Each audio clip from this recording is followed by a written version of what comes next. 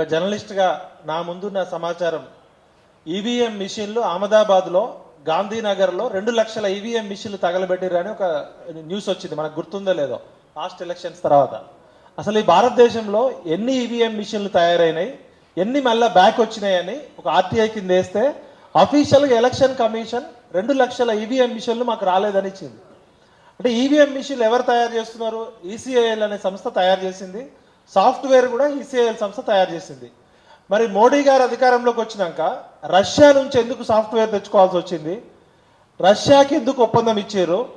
ఎన్ని ఈవీఎం మిషన్లు ఎక్కడెక్కడ భద్రపరిచిందనే రికార్డు ఇంతవరకు ఎలక్షన్ కమిషన్ దగ్గర కూడా లేదంటేనే మనకు అర్థమవుతుంది. మాడభూషి శ్రీధర్ లాంటి పెద్ద మనిషి నాకు ఖచ్చితంగా డౌట్ ఉందని చెప్తున్నారంటే ఆయన నిజాయితీకి ధైర్యానికి మారుపేరు. రైట్ టు ఇన్ఫర్మేషన్ కమిషనర్ ఉన్నప్పుడు డైరెక్ట్ ఎంత పోరాటం చేశారో మనందరికీ తెలుసు. ఒక తెలుగు బిడ్డగా మనందరం గర్వపడాలి. మరి అలాంటిది ఆయన ప్రత్యక్షంగా చూసి ఈ 400 అనే నెంబర్ ప్రతిసారి ఇప్పుడు ఎలక్షన్లో ఒక్క ఓటుతో గెలుస్తారో ఓడుతారో కూడా తెలియని పరిస్థితిలో టెన్షన్లో ఉన్నప్పుడు మేము ఖచ్చితంగా 400 దాటుతామని చెప్పడం అనేది దాని వెనకాల ఖచ్చితంగా ఈవీఎంల మాయాజాలం ఉంటుందనేది నమ్మాలి. ఎందుకంటే ఈ ఈవీఎం మిషన్ల సాఫ్ట్వేర్ తయారు చేసిన 4 ఇంజనీర్లలో ఈ 4 కూడా వరల్డ్ క్లాస్ సాఫ్ట్వేర్ ఇంజనీర్లు. 3 అదృశ్యమైనరు. ఒక్కరు మాత్రం ఇక్కడ నుంచి పారిపోయి అమెరికాలో ప్రెస్ మీట్ పెట్టారు. మీకు గుర్తుందో లేదో? ఎవరికైనా గుర్తుందా? ఒక 2 ఇయర్స్ బ్యాక్ నాకు ప్రాణభయం ఉంది, నా మిగతా 3 మిత్రులు కూడా అదృశ్యమయ్యారని చెప్పి. అంటే ఈ ఈవీఎం మిషన్లు తయారీ, ఈ సాఫ్ట్వేర్, ఈ గోల్మాల్ వెనకాల సింపుల్ కామన్ సెన్స్. మొన్నటిదాకా మనం పెగాసిస్ అనే సాఫ్ట్వేర్ యాపిల్ ఫోన్లను కూడా ట్యాపింగ్ చేస్తుందని విన్నాం. ఇజ్రాయెల్కి చెందిన ఒక పెగాసిస్ అనే కంపెనీ బ్లాక్ వెబ్ ద్వారా రాజకీయ నాయకులది, జర్నలిస్టులది, ఉద్యమకారుల ఫోన్లు ట్యాపింగ్ చేస్తున్నారు అనే విషయం మనకి ప్రపంచవ్యాప్తంగా దుమారం రేగింది. ప్రతి టెక్నాలజీకి విరుగుడ్ టెక్నాలజీ ఉంటుంది అనేది కామన్ సెన్స్. మనం ఎంత టెక్నాలజీ తయారు చేస్తే దానికి రివర్స్ టెక్నాలజీ కూడా తయారు చేయొచ్చు. ప్రపంచంలోనే అతిపెద్ద ప్రజాస్వామ్యమైన భారతదేశంలో ప్రజల చేత, ప్రజల కొరకు, ప్రజలే పరిపాలించిన ప్రజాస్వామ్యంలో పార్లమెంట్లో డిస్కషన్, డిబేటు, డైలాగు లేకుండా ఇదే మేమే పెద్ద లోకనాయకుడు అని చెప్పుకుంటున్నారు. ఇప్పుడు మొత్తం కూడా సైకో ఫ్యాన్సీ ప్రపంచం, పాపులిస్టిక్ లీడర్షిప్లో ఒక వ్యక్తి 143 కోట్ల మందికి ఆరాధయోధుడుగా, లోకనాయకుడుగా 6,000 కోట్ల రూపాయల పబ్లిసిటీ తోటి ప్రపంచవ్యాప్తంగా ప్రచారం చేస్తూ లోకనాయకుడు, విశ్వగురు అని చెప్తున్నారు. ప్రజాస్వామ్యంలో ప్రజాప్రతినిధుల ప్రాతినిధ్యంలో పార్లమెంట్లో డిస్కషన్స్ లేకుండా, డైలాగు లేకుండా, డిబేట్ లేకుండా ఇది ఏ విధంగా ప్రజాస్వామ్యం అవుతుంది? మన 6వ తరగతి 8వ తరగతి బుక్కులోనే పార్లమెంటు, రాజ్యాంగ వ్యవస్థ దాని మీద ఉన్నాయి. పూర్తిగా బుల్డోజ్ చేస్తున్నారు. ఇటువంటి ఒకవైపు పత్రికా స్వేచ్ఛని పూర్తిగా పత్రికల గొంతు నొక్కేస్తున్నారు. టీవీ ఛానల్ అన్ని కూడా కొనేస్తున్నారు.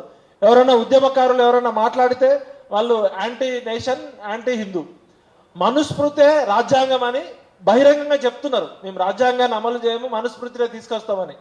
అంటే మనం ఈ నాగరిక సమాజంలో 75,000 స్వతంత్ర భారతావనంలో అక్షరం ఆయుధమైంది, దృశ్యం విప్లవమైంది.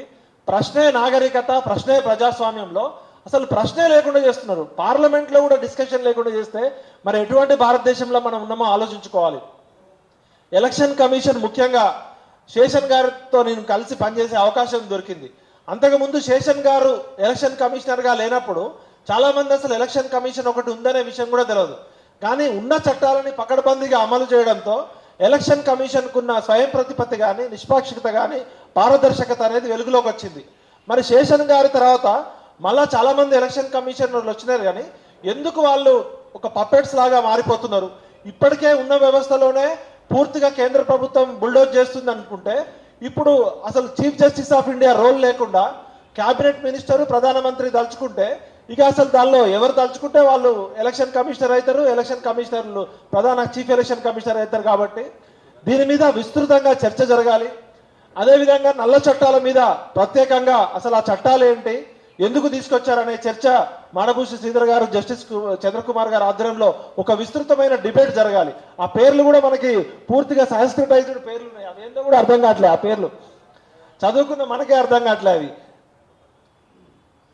భారతీయ న్యాయ సంహిత, అసలు ఇది ఎందుకు తీసుకొచ్చారు, ఎవరి కోసం తీసుకొచ్చారు, గతంలో ఉన్న చట్టాల్లో ఉన్న లోపాలేంటి, దీనిలో ఉన్న ప్లస్ పాయింట్స్ ఏంటి అనేది డిస్కషన్ జరగాలి కదా. భారతీయ నాగరిక సురక్ష సంహిత, భారతీయ సాక్ష్య అభినయం బిల్, ఈ చట్టాలు మనకి పలకడానికి అంటే సంస్కృటైజేషన్ పూర్తిగా ఈ చట్టాల పేర్లలోనే అర్థమవుతుంది. వాళ్ళు పూర్తిగా మనుస్మృతిని తీసుకురాబోతున్నారు అనేది. కాబట్టి ఇలా పార్లమెంట్లో చట్టాలు జరగట్లేదు, ఆర్ఎస్ఎస్ కార్యాలయం నుంచి చట్టాలు జరుగుతున్నాయి. మంచి ఉంటే ఎక్కడైనా మనం ప్రశంసిస్తాం, కానీ అసలు నాగరిక సమాజంలో మీరు ప్రశ్నించడమే తప్పు, మీరు ఎందుకు క్వశ్చన్ చేస్తున్నారని బుల్డోజ్ చేయడం అనేది పూర్తిగా భారత ప్రజాస్వామ్య వ్యవస్థకి చాలా పెద్ద చేటు. రాజ్యాంగాన్ని పూర్తిగా తుంగలో తొక్కుతున్నారు. రాజ్యాంగం అనేది ఒక ఉందనే స్పృహ కూడా లేకుండా చేస్తున్నారు. కాబట్టి దీని మీద విస్తృతంగా చర్చ జరగాలి, ఉద్యమం జరగాలని కోరుకుంటూ, ఇది ప్రారంభం కావాలి.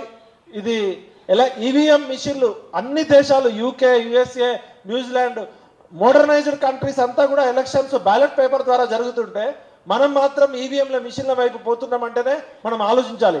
ఇప్పుడు ఇవాళ మాట్లాడిన ఆయన శామ్ పిట్రోడా అనేట ఆయన భారతదేశంలో టెలికాం రెవల్యూషన్ కి ఆద్యుడు, ఐటీ రెవల్యూషన్ కి ఆద్యుడు. ఆయన న్యూయార్క్ లో ఉన్న సైంటిస్టు. ఆయన రాజకీయ నాయకుడుగా మాట్లాడలే. ఈవీఎం మిషన్ల మీద నాకు సాంకేతికంగా సమస్య ట్యాంపరింగ్ చేసే అవకాశం ఉందని ఒక సాంకేతిక నిపుణుడు చెప్తున్నాడు. మనం ఎవరమో రాజకీయ నాయకులు చెప్పట్లే. కాబట్టి దీని మీద విస్తృతంగా చర్చ జరగాలని కోరుకుంటూ నాకు ఈ అవకాశం కల్పిన జస్టిస్ చంద్రకుమార్ గారికి ధన్యవాదాలు.